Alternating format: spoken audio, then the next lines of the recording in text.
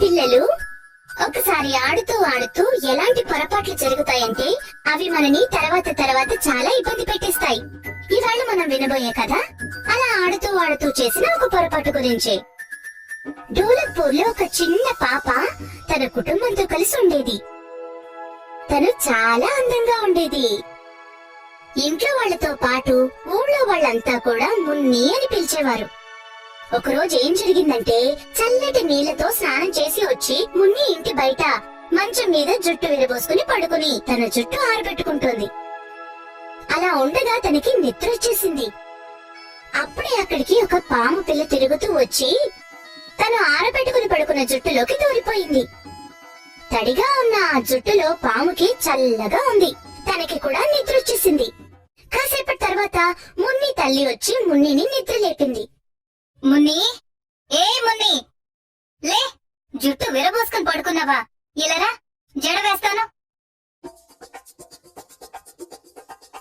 మున్ని, పద, మేము చాలా సేపటి నుంచి నీ గురించి ఎదురు చూస్తున్నాం. ఎందుకు మర్చిపోయావా? ఇవాళ మన బొమ్మలకి పెళ్లి కదా. అవును కదా, పద పద. కాస్త ఏదైనా తిని వెళ్ళమ్మా. నేను బొమ్మల పెళ్లిలో ఏదో ఒకటి తినేస్తానులే. ఆ తర్వాత మున్ని తన స్నేహితురాలు అలాగే మరికొందరితో కలిసి బొమ్మలకు పెళ్లి చేయటం మొదలుపెట్టింది. ఆడుతూ ఆడుతూ ఉండగా పెళ్లిలో 7 అడుగులు వేయాల్సి వచ్చినప్పుడు తను తన బొమ్మతో పాటు 7 అడుగులు వేయటం మొదలుపెట్టింది. తనతో పాటే తన జుట్టులో ఉన్న పాము పిల్ల కూడా 7 అడుగులు వేసినట్టయింది. ఇక ఇప్పుడు మీ బొమ్మల పెళ్లి పూర్తయిపోయినట్టే. ఇవాటి నుండి వీళ్ళిద్దరూ మూడు పెళ్ళాలైపోయారు. మున్ని, ఇప్పుడు నువ్వు నీ బొమ్మని కమలకిచ్చేయాలి. ఎందుకు? అది ఎందుకంటే పెళ్ళైపోయింది కదా. మరి పెళ్ళైపోయిన తర్వాత అమ్మాయి తన పుట్టింటిని వదిలి మెట్టినింటికి వెళ్లిపోతుంది కాబట్టి. అంతేగాక ఇవాటి నుండి తనకు తన భర్తే సర్వస్వం. అలా ఎందుకు? భర్తే సర్వస్వమా? నేనేమి కానా? నాకు కూడా అంతే తెలుసు. మిగతా విషయాలు నువ్వెళ్ళి మీ అమ్మనడుగు. మున్ని ఇంటికి చేరిన తర్వాత వాళ్ళ అమ్మని అడిగినప్పుడు వాళ్ళ అమ్మ చెప్పింది ఏంటంటే, భర్త అంటే ఎవరంటే ఎవరితో అయితే మనం 7 అడుగులు నడుస్తామో అతనే భర్త అంటే. ఇక అతను అప్పటి నుంచి తన భార్యని బాగా చూసుకోవడం, తనకి ఎటువంటి కష్టం రాకుండా చూసుకోవడం ఒక భర్త యొక్క బాధ్యత. మున్ని జుట్టులో ఉన్న పాము పిల్ల ఈ మాటలన్నీ వింది. పాము పిల్ల వెళ్లి తన తల్లిని కూడా ఇవే ప్రశ్నలు వేసింది. అప్పుడు పాము తల్లి కూడా మున్ని వాళ్ళ అమ్మ చెప్పినట్టే అన్నీ చెప్పింది. అప్పుడు పాము పిల్ల మనసులో ఒక విషయం పాతుకుపోయింది. నేను కూడా మున్నితో కలిసి 7 అడుగులు నడిచాను కదా, అంటే మున్ని ఇప్పుడు నాకు భార్య అన్నమాట. అయితే వాళ్ళ నుండి తనని జాగ్రత్తగా చూసుకోవడం, తనకి ఎటువంటి కష్టం రాకుండా చూసుకోవడం నా బాధ్యత అన్నమాట. ఇక ఆ రోజు నుంచి తను మున్ని వెనక ముందు తిరుగుతూనే ఉండేది. మున్ని ఎక్కడికి వెళ్ళినా సరే తను మున్ని వెనకాలే వెళ్లేది.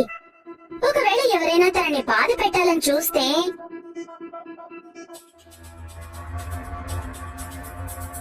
ఏ మున్ని, ఇలా ఇచ్చేయ్. నా తోటలోని పళ్ళే కోసుకుని వెళ్తున్నావా? లేదు, ఇవి మా తోటలోని పళ్ళు. అబద్ధం చెప్తున్నావు. కాదు, నేను చెప్పేది నిజం. ఇవి తన తోటలోని పళ్ళే. నోర్మై, నువ్వు కావాలంటే వెళ్ళిపో. మున్ని నేను ఎప్పుడు పంపిస్తానంటే తను గుట్టలో నాకు సగం పళ్ళు ఇచ్చినప్పుడే. ఇవ్వను, పళ్ళు ఇవ్వను నేను. ఇలా ఇవ్వు. ఎందుకు ఇవ్వవో చెప్పు.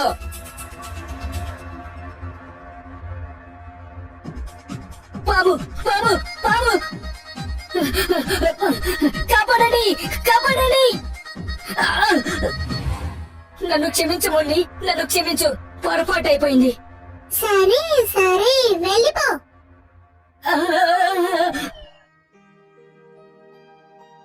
నువ్విది చూసావా? ఆ పాము నిన్ను ఎలా కాపాడిందో? తను నీ మిత్రుడా? తను నాకెలా మిత్రుడవుతాడు? అనుకోకుండా వచ్చుంటాడు. ఆ రోజు మున్ని కనిపించింది ఆ పాము అనుకోకుండా వచ్చిందేమోనని. కానీ ఆ రోజు తర్వాత తనకి ఎన్నో సార్లు ఎన్నో చోట్ల ఆ పాము పిల్ల కనబడటంతో తనకి ఆ పాము మిత్రుడే అనిపించింది. ఎక్కడికి వెళ్ళినా తన వెనకాలే వచ్చేస్తోంది అని. తను కమలకు కూడా ఈ విషయాన్ని చెప్పింది. అప్పుడు కమల ఏమందంటే, ఇంకెవ్వరికి ఈ విషయాన్ని చెప్పొద్దు, లేదంటే ఈ పాముని వాళ్ళు పట్టించేస్తారు అని. ఆ ఇద్దరి పిల్లలకి ఒక్కటి మాత్రం అర్థం కాలేదు, ఆ పిల్ల మున్నితో పాటు ఎందుకు తిరుగుతూ ఉందో అని. పాము పిల్ల వాళ్ళ మాటలు ఎప్పుడు విన్నా తన మనసులో మాట చెప్పాలని అనుకునేది. తను మున్నితో పాటే ఎందుకు తిరుగుతూ ఉంది అని. తను మున్నికి భర్త కాబట్టి. కానీ మున్నికి ఏమీ అర్థమయ్యేది కాదు. అలాగే పాము కూడా మాట్లాడలేకపోయేది. ఏదైతేనే ఈ విషయం వాళ్ళ చిన్నప్పుడు ఎవ్వరికీ తెలియకుండా ఉండిపోయింది. కానీ సమస్య ఎప్పుడొచ్చిందంటే, ఎప్పుడైతే మున్ని పెద్దదయిందో, ఒకరోజు తనని పెళ్లి చేసుకోవడానికి ఒక అబ్బాయి వాళ్ళ ఇంటికొచ్చారు. ఆహా, అమ్మాయి చాలా అందంగా ఉంది, మేము ఈ పెళ్లికి సిద్ధమే. ఎందుకలా సిగ్గుపడుతున్నావు నువ్వు? ఇక నువ్వు ఎలాగూ మా ఇంటికి శాశ్వతంగా వచ్చేస్తావు కదా. మున్ని వెనక ఒక పాము తిరుగుతుంది అన్న విషయం ఇక ఊళ్ళో ఉన్న వాళ్ళందరికీ తెలిసిపోయింది. చిన్నప్పుడు తన దగ్గర మామిడి పళ్ళు లాక్కున్న తుంటరి పిల్లాడు, తన స్నేహితురాలు కమల, మున్నిని చూసుకోవడానికి వచ్చిన పెళ్లివారు, స్వయంగా మున్ని కుటుంబం కూడా ఈ విషయాన్ని గమనించారు. ఆ పాము వాళ్ళల్లో ఎవ్వరిని ఏమీ చెయ్యనివ్వలేదు. కేవలం మున్నిని చూడ్డానికి వచ్చిన వాళ్ళని మాత్రమే ఊరవతల దాకా ఆ పాము వెళ్లి తరిమి తరిమి కొట్టింది. ఒకవేళ ఇలా జరుగుతూ ఉంటే ఇక మున్నికి ఎప్పటికీ పెళ్లి కాదు. ఆ తర్వాత కూడా ఎప్పుడైతే వాళ్ళు ఆ పాముని మున్ని చుట్టూ తిరగడం చూశారో, అప్పుడు మున్ని తల్లిదండ్రులు ఆ పాముని వదిలించుకోవడానికి ఒక పాములు పట్టేవాణ్ణి పిలిపించారు.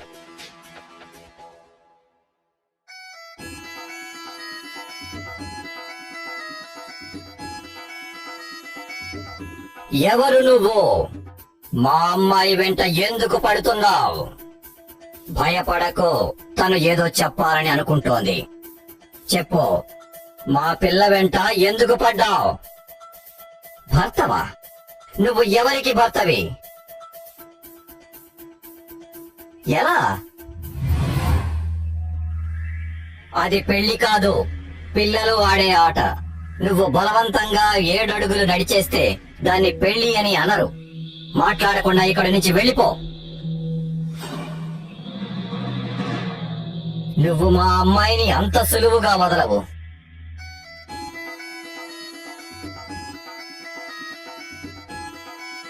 భయపడకండి, ఇవి ఆ పాము కుటుంబం. మీ పిల్లాడికి బాగా బోధపరచండి, లేదంటే తనని పట్టుకుని బుట్టలో పడేసి ఎలా చేస్తాను అంటే తను ఇక మనుషుల నీడని చూసినా భయపడుతుంది.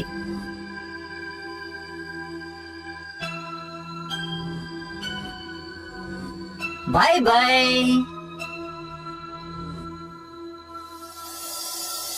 ఇక మీరు మీ మున్నీకి హాయిగా పెళ్లి చెయ్యొచ్చు. ఇక ఆ పాము మున్ని వెంట ఎప్పటికీ పడదు. ఇక ఏ విధంగా చిన్న పొరపాటు వల్ల ఒక అమ్మాయికి భర్త అని అనుకున్న పాము మున్నిని వదిలి శాశ్వతంగా వెళ్లిపోయింది. మున్నికి పెళ్లైపోయింది. తను కూడా ఎంతో సంతోషంగా జీవిస్తోంది. తను ఇవాల్టికి కూడా తన పిల్లలకి ఆ కథని వినిపిస్తోంది. ఏంటంటే, మనిషి ప్రతి క్షణం ప్రతి చోట అప్రమత్తంగా ఉండాలి. లేకపోతే తెలిసి తెలియక ఎలాంటి పొరపాటైనా జరగచ్చు. అది కొన్నాళ్ళకి పెద్ద సమస్యగా మారిపోతుంది.